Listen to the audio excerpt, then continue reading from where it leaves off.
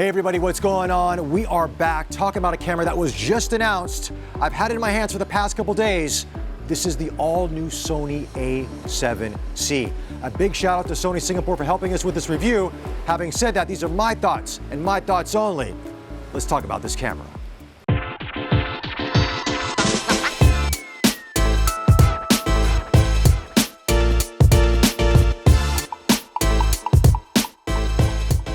All right, so in this review, we're going to talk about the design, what's inside, how it performs. But if you just want the Cliff Notes version of this video, simply put, this is a fun little camera that looks the business. And I think for a lot of street photographers and lifestyle photographers and videographers, you're going to really enjoy this, especially for the price point. Anyway, now let's talk about design. This is the big thing about the A7C, I gotta tell you.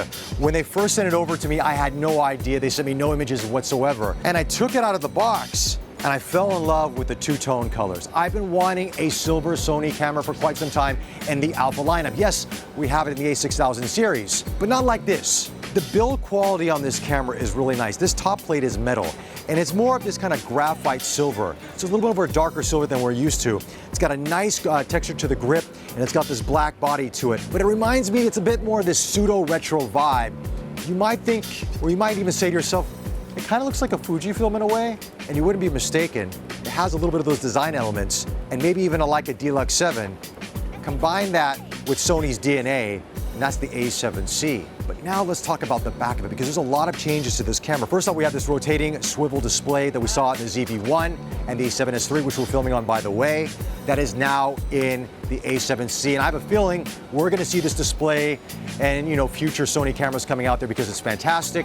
It gives you a lot of usability if you want to do video, and it protects the back display as well, especially if you're walking around. You just turn around like that, you bang it, no issues at all.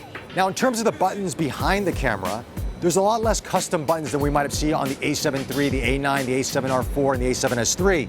And that's because Sony wants to keep this camera as simple as possible, but you do have options there.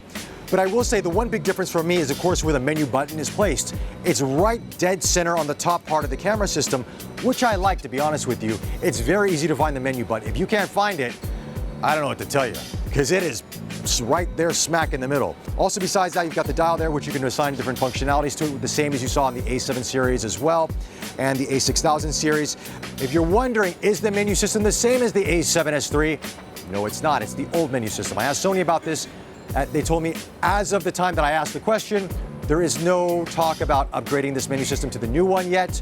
We'll have to see in the future if it comes in a firmware update, but nonetheless, it's very easy to navigate. Once you get used to the Sony system, it takes a few days. It's not the most user-friendly menu system out there. Not like the A7S III, which is fantastic, but you'll get the settings and no problems at all with that.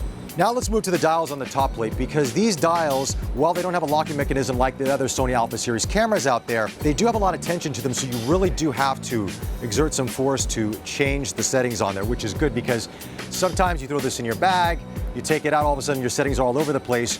I don't think you have to worry too much with this camera because of the way it's designed.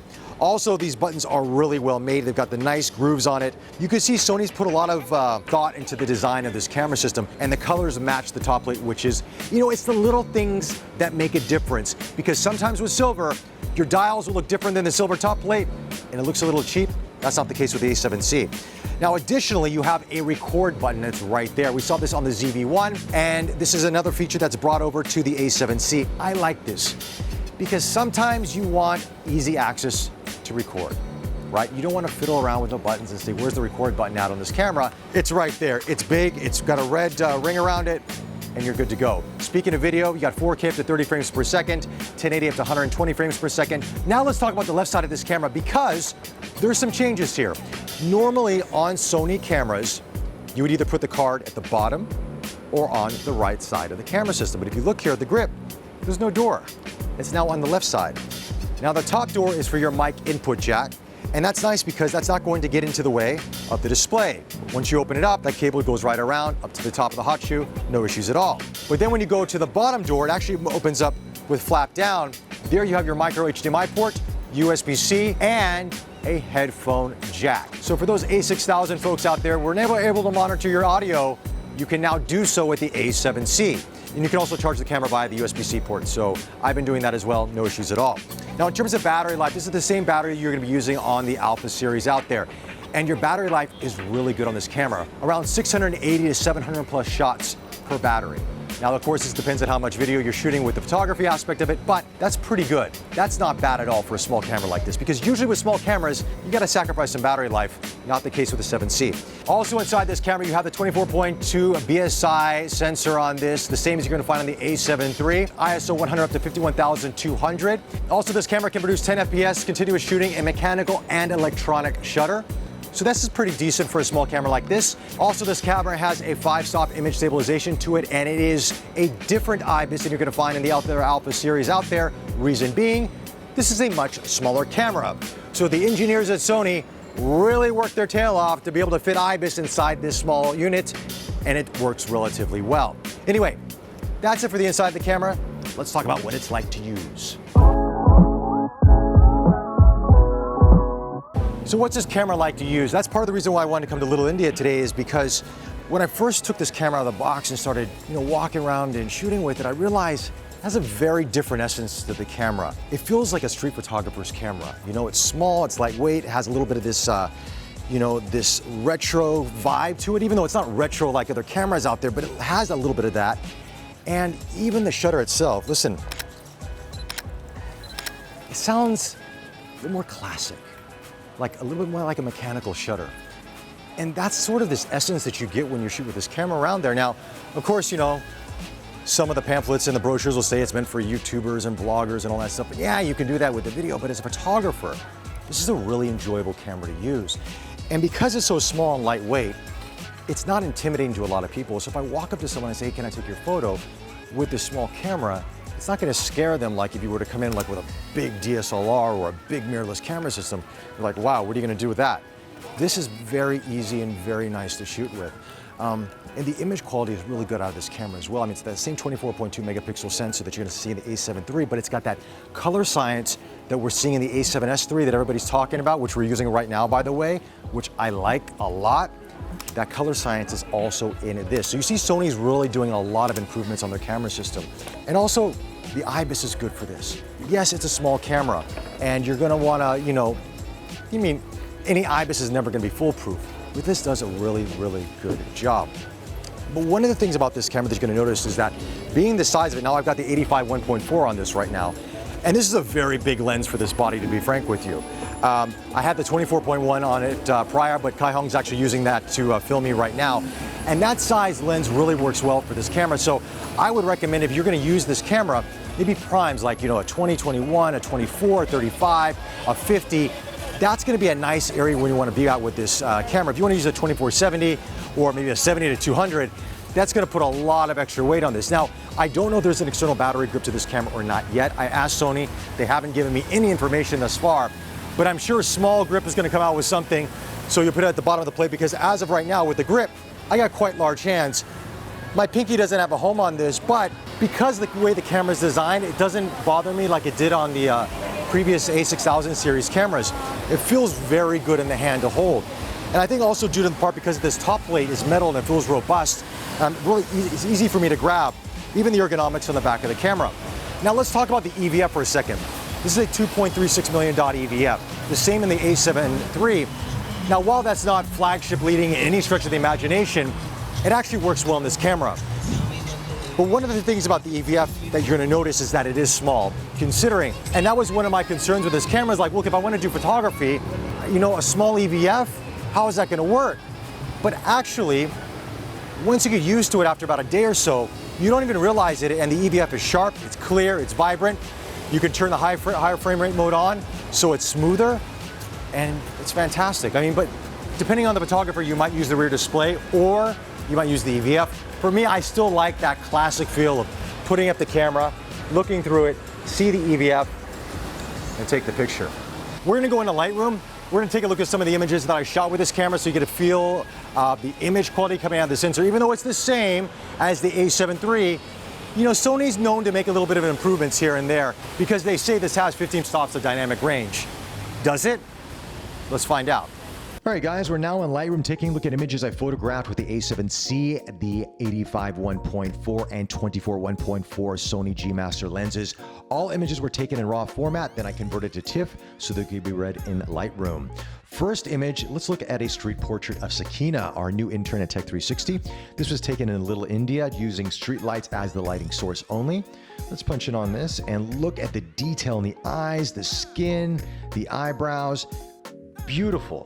85 1.4, ISO 320, 1/250th of a second. This has been edited, of course, unedited. As you can see, I cleaned up the skin tone, but I also warmed it up a little bit. And I noticed that the color science is slightly different on the A7C. It reminds me a little bit of the A7S III, not exact, but in that ballpark where it's a nice baseline to start editing skin tones, because that's always been one of Sony's challenges for a lot of photographers out there. But now, that's a thing of the past. I'm really liking what Sony's doing with their color science. Let's move on to low light performance here. Love this building in Little India. I like that pink neon sign and that glow on the rest of the building. This has been edited, of course. Here's the non-edited version. And just to give you an idea, once again, of the dynamic range that you have in these images. Now, I did bring the highlights and the shadows down on this, but just look at this. If I pull the shadows up, if I want to pull the exposures up, I can rescue a lot of detail here. Now, again, I would never edit an image like this, but just to give you an overall idea of the dynamic range. Now, but of course, your best dynamic range is going to come at ISO 100, but even at ISO 320, which this photograph was taken in, no issues at all. This is with the 24mm f1.4 at 1/100th of a second. Let's now look at some buildings. Here's the all-new Apple store at Marina Bay Sands. Look at this. This building is beautiful. And if you haven't, if you're not living in Singapore, and of course, nobody can travel really right now, but once you are able to come here, you need to see this. And every day there are photographers lined up with tripods at sunset, at nighttime, taking photos of this gorgeous building. Now, I missed that peak time to take the picture, but nonetheless, when you got to test a camera, you got to test it at a certain time frame, and that's what I did. And this is the unedited version of this. This was taken at ISO 640, 24mm f9 at 1/500th of a second. I'm really happy with how this image turned out. My edit might be a little aggressive for some people, but I wanted more of that urban vibe to it and really capture the reflections in this beautiful shop, this dome. So there you have it. Let's move on to some other images here. This is at Changi Jewel, which is a Terminal 1. It's a shopping mall, restaurants. It's amazing, right? Look at the architecture on this. This was taken in color, but edited black and white because I love the lines and the architecture and I wanted to capture that. So with that, let's take a look at a video sample to see how this camera performs in 4K with the autofocusing system in the A7C. So now we're testing the autofocusing on the A7C, and this is the same system that is in the A7R4 and the A7S III, which I have in my hand right here. And it is tracking me right now. Kyle, how's it doing? Pretty good? Sticking to me like glue? So this system is actually better than the A7 III. This is the more updated system. And not too bad for this small camera. Plus you have S-Log1, S-Log2, S-Log3, and HLG inside of this. It's a pretty full-featured video camera. While you don't have 4K 60 and 4K 120, you got to upgrade. You got to pay a little more to play in the big leagues. That's why you get this camera. But if you just want something nice and easy for YouTube or TikTok or your website, how you doing? Okay? It's doing great. Fantastic. I like talking to people. Then this is the camera for you. So my final thoughts on the camera system, I got to tell you, as I mentioned before, the design is fantastic. This camera packs a big punch.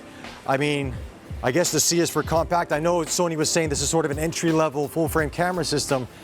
Again, they've redefined what entry-level is. They did it with the A7 III, and they kind of changed the industry. And now they've done it again with the smallest full-frame camera system with IBIS that does really good video, really good photography for 2,499 Singapore dollars for the body only, and $2,899 for the body and kit lens, the 2860, which I haven't tried, by the way. But the 21 1.4 and the 85 1.4, both phenomenal lenses. As you can see in the Lightroom portion, this camera takes some really, really good photos. Anyway, those are my thoughts on the camera. Let me know your thoughts in the comment section below. Like always, follow us on Facebook, subscribe to us on YouTube. Be safe out there, and we'll chat to you soon. Take care.